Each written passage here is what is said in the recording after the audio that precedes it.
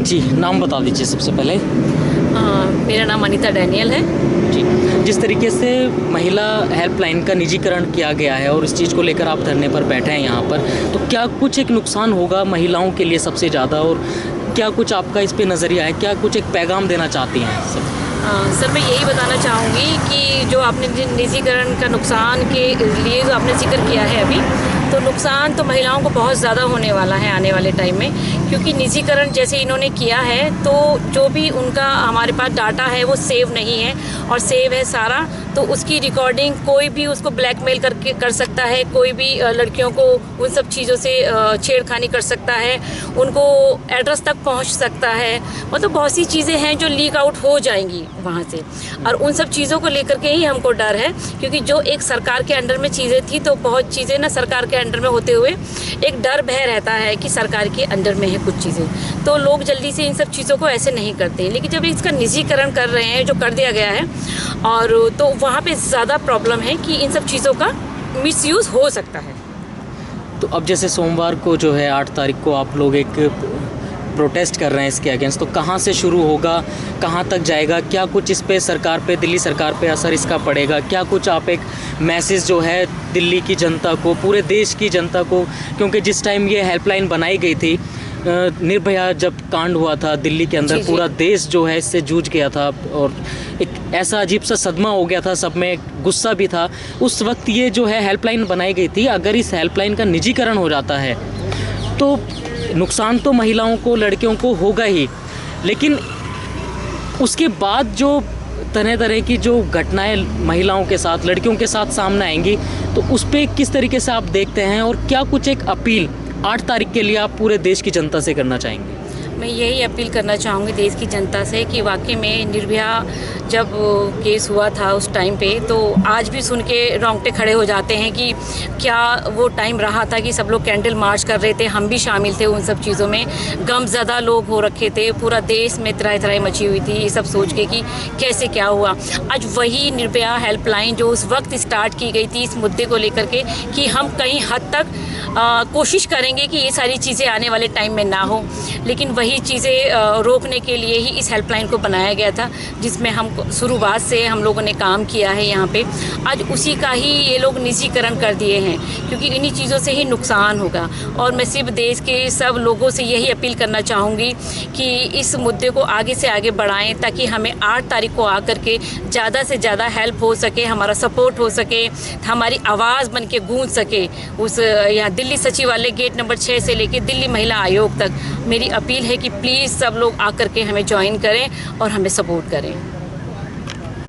कितनी महिला वर्कर हैं इसके अंदर जो महिला आयोग में इस हेल्पलाइन में काम कर रही थी, और कितना उनको नुकसान होने वाला है, और किस तरीके से इसका मिसयूज़ होगा अगर ये किस प्राइवेट कंपनी में जा रही है, क्या नाम है उस कंपनी का, इसके बारे में बताइए। देखिए, मैं सविता हूँ, और मैं जब निर्भया केस हुआ था उस समय जब ये 181 हेल्पलाइन बनी थी, उस समय की जो सरकार थी उन्होंने सारी एनजीओ से बुला के लड़कियों को 3 दिन की ट्रेनिंग हुई थी, और उसमें से 16 लड़कियों को रखा गया था।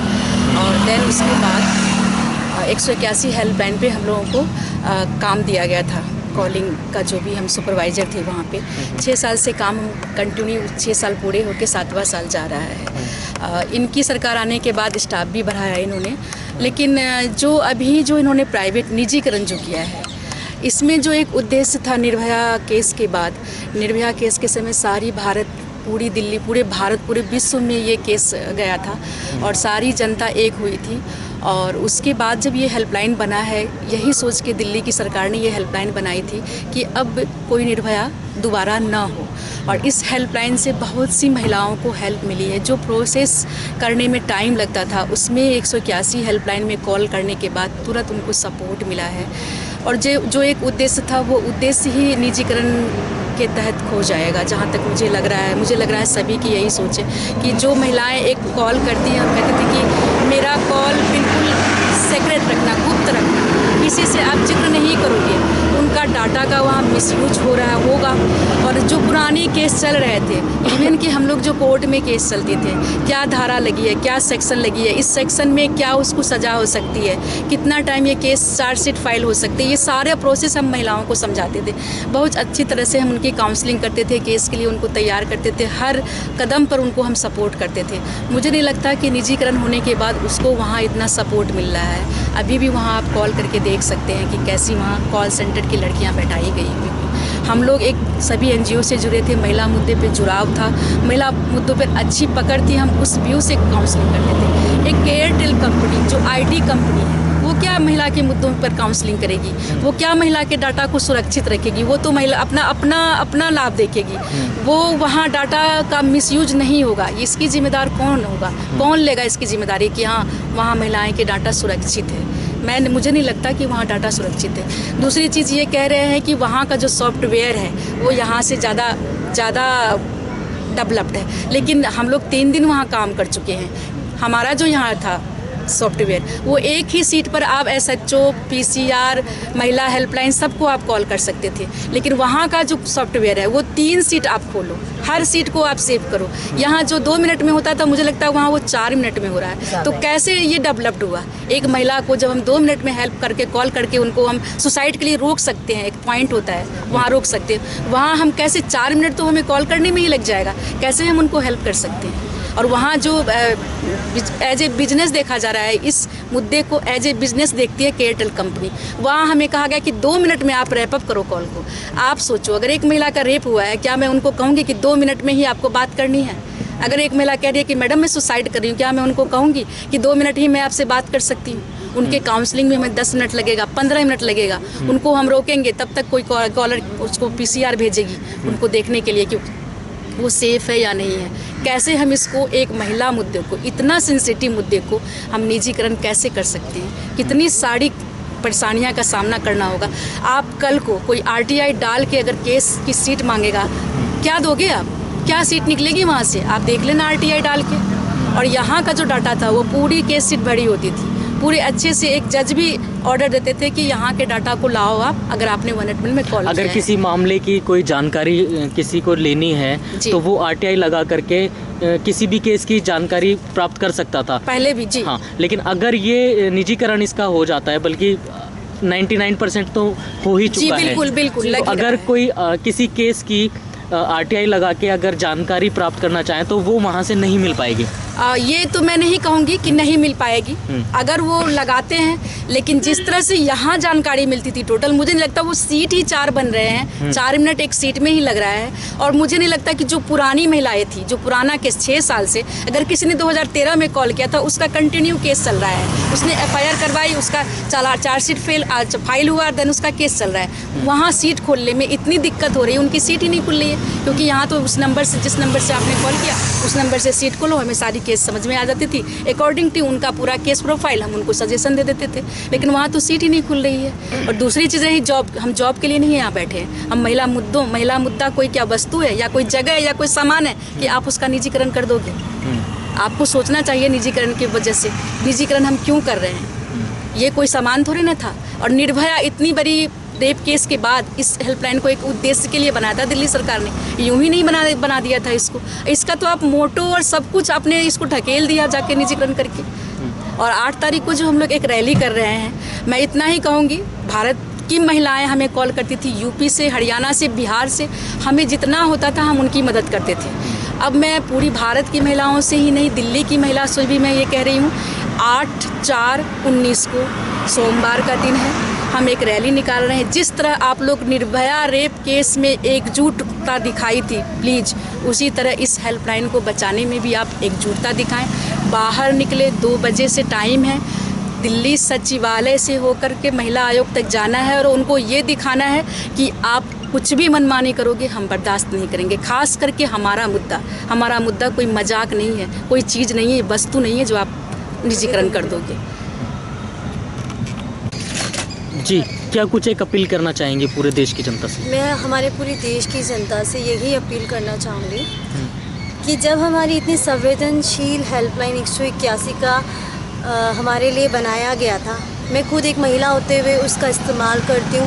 मैं खुद परेशान होती हूँ, तो जब मैं दिल्ली की DTC बस में सफ़र करती हूँ, जब मुझे ज़रूरत होती है मैं खुद अपने लिए हेल्पलाइन पे कॉल करती हूँ अपने लिए। मैं वही कह रही हूँ कि इतनी संवेदनशील हेल्पलाइन का निजीकरण बिना किसी वजह के आपने उठा के कर दिया ना। जहाँ हम खुद सेफ थे तो हम उन महिलाओं को भी सेफ नहीं मानते जो हमारे पास कॉल करती है। अगर स्वाति मालीवाल जी को ये लगता था कि हमारे पास ये काम सही नहीं हो रहा था तो वो 3 साल कहाँ थी? और अगर उनको ये लग रहा है कि उन मर्दों के हाथ में वो हेल्पलाइन को दे देंगी जो उसको चला लेंगे, तो इससे तो यही पता चलता है कि वो महिला विरोधी हैं। वो महिला विरोधी हैं और वो यही चाहती है कि इस हेल्पलाइन को एक मर्द चलाए और हम महिलाओं पे शासन करें।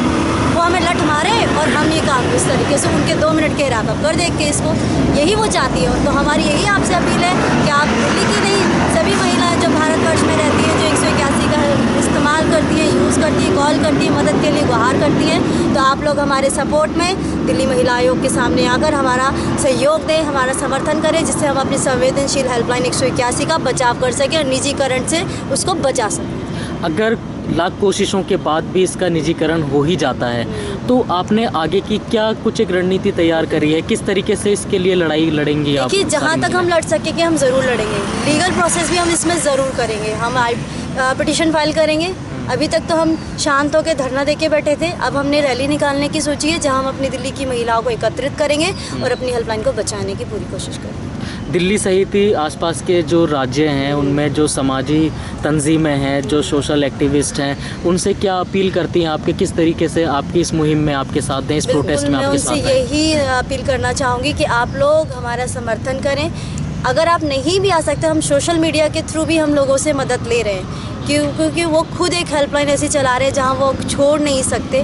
वो भी एक महिला मुद्दे पे काम कर रहे हैं, तो किसी भी तरह का समर्थन वो हमें दे सकते हैं। जी, सबसे पहले तो नाम बता दीजिए। मैं मंजू सहगल। मंजू जी, जिस तरीके से महिला हेल्पलाइन नंबर का निजीकरण किया जा रहा है और आप 8 तारीख को जो है एक रैली भी निकालने वाले हो जो महिला आयोग पे जाके प्रोटेस्ट करेगी, तो अभी तक स्वाति मालीवाल जी ने इसी हेल्पलाइन के ज़रिए काफ़ी नाम भी कमाया है, महिलाओं के लिए काफ़ी अच्छे भी काम किए हैं उन्होंने, और वो काफ़ी इसकी तारीफ़ भी करते थे। लेकिन अब क्या वजह आ चुकी है जो इसका निजीकरण उनको करना पड़ रहा है और वो कुछ इसमें जो है अपना दखल नहीं दे रही हैं? ये मैं यही कहना चाहूँगी, स्वाति जी पहले तो कहती थी कि महिला हेल्पलाइन बहुत अच्छे से काम करती है, यहाँ कॉल आती है और हम उनको बताते हैं कि यहाँ महिला जो है ये GB रोड पे, और हमने ये साउथ दिल्ली में बताया जैसे, तो वहाँ से रेस्क्यू कराई गई महिलाएं और वो काम करती थी उस पर हमारा नाम भी आता था और बताती थी कि महिला हेल्पलाइन से ये काम किया गया। लेकिन आज वो अचानक से ये कहती हैं कि ये महिला हेल्पलाइन कुछ नहीं करती। तो ये बात समझ से बाहर है कि वो ऐसा कभी कुछ स्टेटमेंट देती हैं, कभी कुछ स्टेटमेंट देती हैं। उनकी स्टेटमेंट अलग क्यों है? ऐसा क्यों? निजीकरण होने के बाद वो ऐसी स्टेटमेंट क्यों दे रही है? कितने वर्कर हैं इसमें, कितनी टीम है आप लोगों की, और अगर इसका निजीकरण हो जाता है तो किस तरीके से आपके परिवार पे इसका असर पड़ने वाला है? हम 24 महिलाएं हैं और एक जेंट्स स्टाफ है हमारे साथ, और हम लोग परिवार हमारा हम लोग अपना परिवार इसी हेल्पलाइन के ज़रिए चला रहे थे। हम लोग सिंगल मदर्स हैं इसमें कई, और कुछ विडोज़ हैं। इस तरह से हम लोग अपना घर चला रहे थे इससे। लेकिन आज अगर इसका निजीकरण कर दिया तो हम निजीकरण के तहत काम नहीं करना चाहते, और हमारा परिवार बहुत सफ़र करेगा अगर हम यहाँ से जॉब छोड़ देते हैं। क्या कुछ एक अपील करना चाहेंगी जिस तरीके से? मैं अपील करना चाहूँगी कि 8 तारीख को हम दिल्ली सचिवालय से दिल्ली महिला आयोग तक एक प्रोटेस्ट करने जा रहे हैं। उसमें दिल्ली की महिलाएं हमारा साथ दें। अगर किसी ने कभी कोई यहाँ से हेल्प ली है तो वो ज़रूर हमें आकर मिले। आप क्या कहना चाहेंगी? क्या नाम है आपका? शाजिया नाम है मेरा, और मैं सिर्फ इसलिए वही बोलना चाहूँगी, जो लेडीज़ हमें पहली कॉल करती हैं उनका सबसे पहले यही मोटिव होता है कि मेरी बात कोई लीक तो नहीं होगी, या अगर आपको मैं कोई अपनी बात बताती हूँ तो वो आप लोग कोई अगर चाहे तो वो मेरी बात को निकलवा तो नहीं लगा रिकॉर्डिंग से। तो हमें उन्हें यही संभावना देनी पड़ती है कि हम किसी को थर्ड पर्सन को नहीं बताते, जो भी हमारे पास सेफ रहता है तभी वो हमें आगे की कोई बात बताती हैं। बट अब तो हमारे सर पे मेल पर्सन ही खड़े रहते हैं। जब हमारे पास कोई कॉल आती है वो हर तरह की बात करती हैं लेडी, तो हमें कुछ डिस्कस करना होता है तो हमें वो फीमेल्स चाहिए अपने लिए कंसल्टेंट, बट हमारे लिए तो वो मेल कंसल्टेंट है, हम उनसे कैसे डिस्कस करें किसी लेडीज़ की कोई प्रॉब्लम। उस चीज़ को लेके हम बहुत परेशान हैं और हम नहीं चाहते कि निजीकरण किया जाए और हमें लेडी कंसल्टेंट मिले जो हमारी बातों को समझे और हमारे जो विक्टिम हैं, रेप विक्टिम भी हैं, उनको भी, और सेक्सुअल असोल्ट के भी केसेस आते हैं, वो लोग भी यही चाहते हैं कि हमारे घर पर ना पता चले कोई बात या किसी थर्ड पर्सन को ना पता चले। अब उनकी पूरी डिटेल हमारे पास होती है, बाय चांस उनका डाटा लीक हो जाता है तो उनके पास थ्रेट कॉल जाएंगी, उनके पास धमकी भरी कॉल्स जाएंगी, उसकी सेफ्टी का कौन जवाब देगा। तो एक महिला से जो है बिना किसी परेशानी के कोई भी अपनी बात बता देती है, लेकिन अगर कोई रेप की बात है या कोई छेड़खानी की बात है, अगर कोई मेल उससे पूछेगा तो कितना, मतलब क्या वो पूरी बात उसको बता पाएगी, कितनी परेशानियां होंगी? उसके लिए तो पीसीआर भी है, वो वहाँ भी बता सकती है। बट ये हेल्पलाइन इसीलिए खोली गई है कि इसको आगे लेडीज़ से ही रिलेटेड कोई भी मैटर हो उसको डिस्कस किया जाए और उनकी हेल्प की जाए। बट यहाँ तो कोई बात ही दूसरी हो गई निजीकरण के बाद, तो वो कैसे डिस्कस करेंगी आगे का केस। मैं लोगों से यही अपील करना चाहूँगी, आपकी सेफ्टी की, जो भी आपके परिवार की सेफ्टी के लिए ये अपील है आप सबसे, बहुत ही हम्बल रिक्वेस्ट है कि आप लोग दिल्ली सचिवालय से लेकर के महिला आयोग तक हमें प्रोटेस्ट करें, आकर के वहाँ हमारी हेल्प करें और अपनी आवाज़ हमारी आवाज़ से मिलाएं, ताकि जो सोए हुए हैं, सरकार सोई हुई है, उनको भी तो दिखाई दे कि ये हो क्या रहा है। जो कि आंखों पे पट्टी बांध ली है, कान बिल्कुल बंद कर लिए हैं, नहीं सुन पा रहे हैं, सुनने के बावजूद भी। तो टाइमिंग है हमारे जो यहाँ से सचिवालय से 2 बजे से लेके और 5:30 बजे तक हम लोग दिल्ली महिला आयोग के पास प्रोटेस्ट करेंगे। उसके लिए हम सबकी आपकी हेल्प चाहते हैं, क्योंकि आप लोगों के बिना हम कुछ नहीं हैं। हम लोग आपसे यही गुहार लगाते हैं कि आप लोग हमें निर्भया कांड के बाद जो एक हेल्पलाइन शुरू की गई थी 181, उसमें आकर के हमें सपोर्ट करें, हमें हेल्प करें।